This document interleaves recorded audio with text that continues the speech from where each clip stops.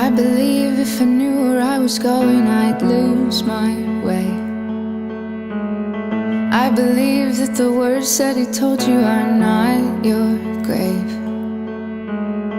I know that we are not the weight of all our memories.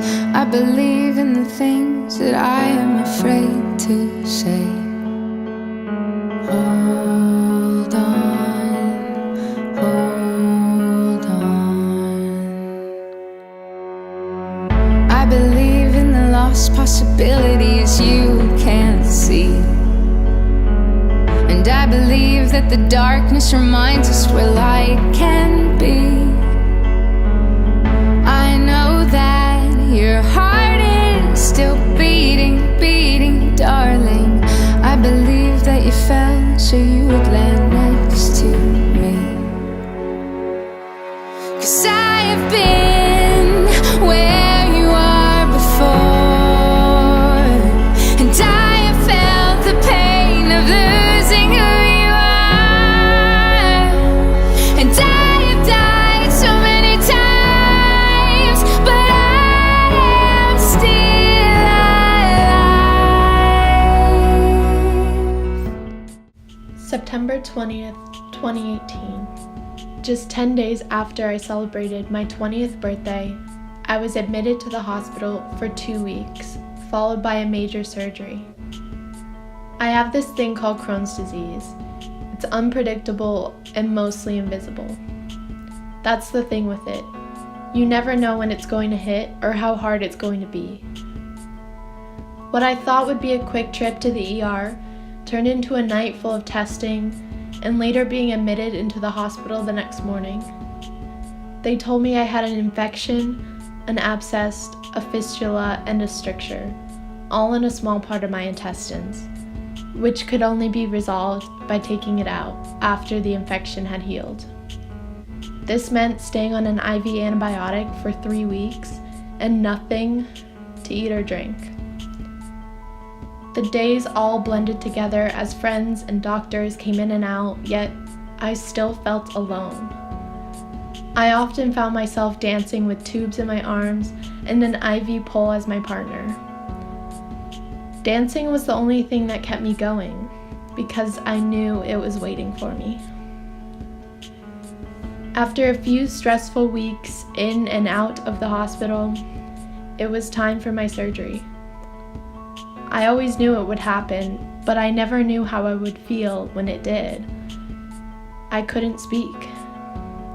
Everyone who looked at me only saw my positivity, but deep down I was scared, just as anyone else would be.